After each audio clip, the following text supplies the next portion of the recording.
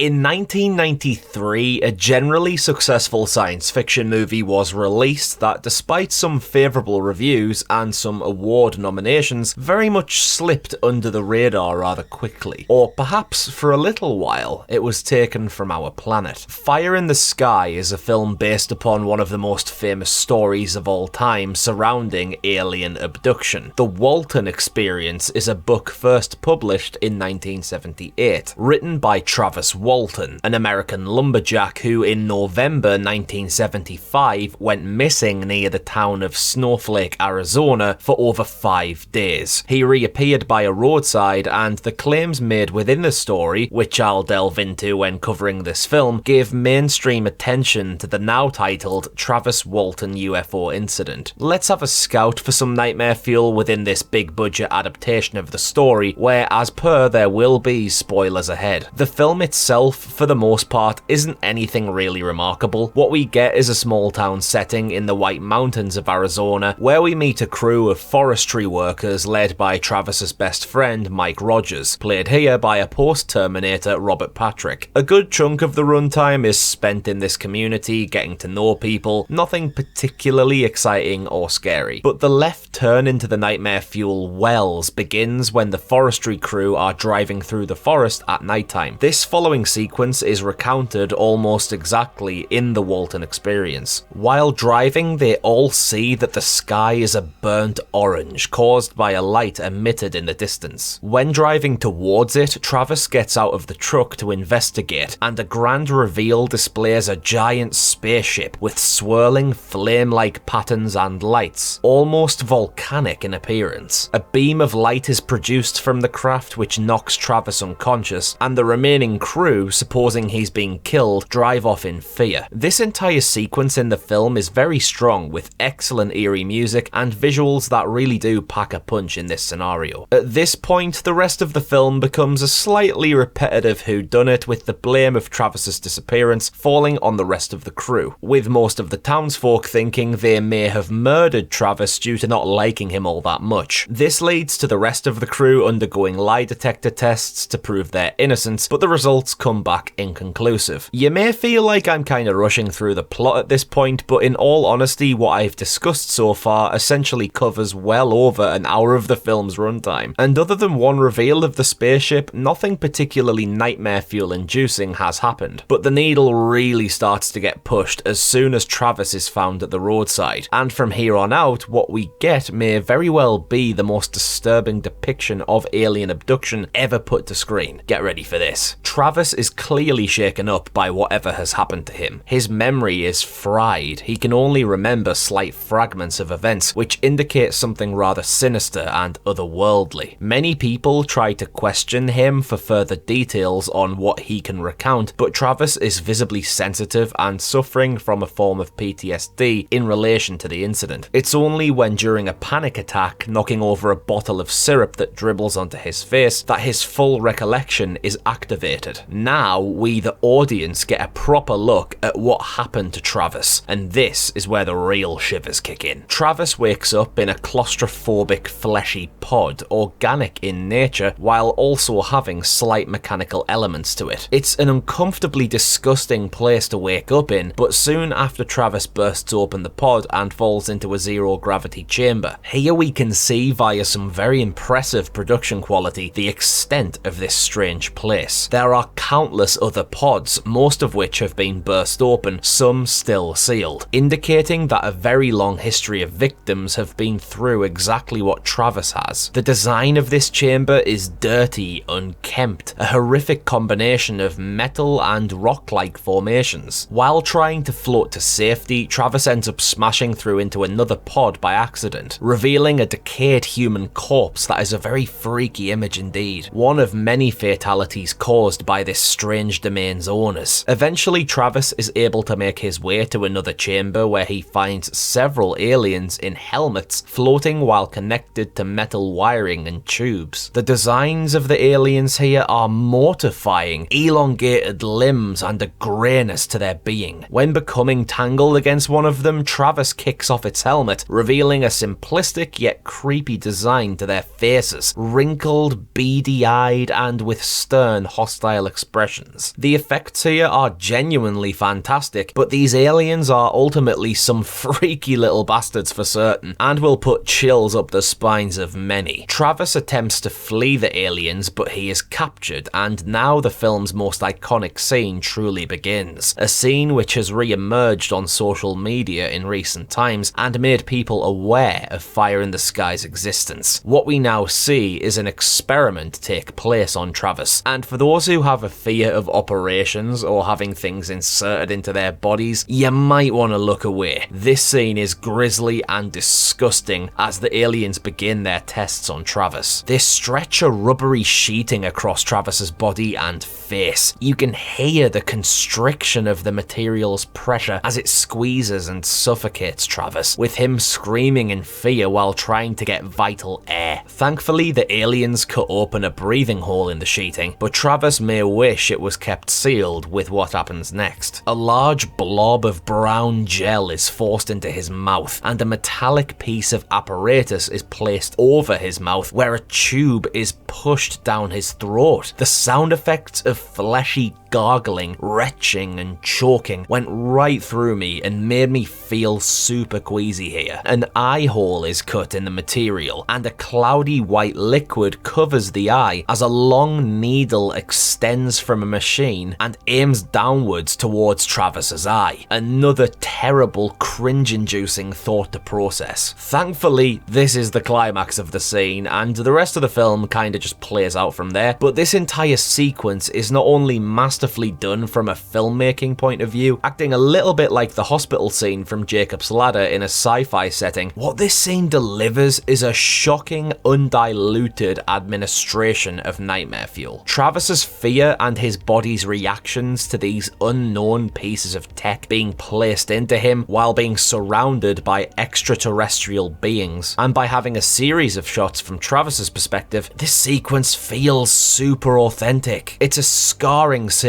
that is now being recognized as one of the scariest scenes ever in a science fiction movie. But a mysterious level of nightmare fuel comes when the aforementioned word fiction is questioned. From Walton's written recollection of events, he awoke on the ship in a hospital-like room where three bald and short beings observed him. He confronted them and fought his way out to another room with assistance from a human wearing a helmet. At this point, three other humans placed a transparent mask over his face made of a plastic-like material, and this caused him to black out. Everything afterwards, Walton couldn't recall, with his next memory being walking along the highway with the spaceship leaving the area above him. Walton's story is indeed controversial and has been subject to critique, but the mystery behind it is fascinating and frightening, and when the lumberjacks were re-questioned via another lie detector test, they all passed. Whether you read about it or watch this film version, whatever happened to Travis Walton in November 1975 is still to this day a considerable amount of nightmare fuel. What do you lot think of Fire in the Sky? Does this film get under your skin? Do you believe in Travis Walton's story? Let me know in the comments below, and until next time, to the Ghoul Gang from Earth and from beyond, I'm Connor from Unleash the Ghouls. Cheers for watching, and we'll see you next time for another edition of Nightmare Fuel.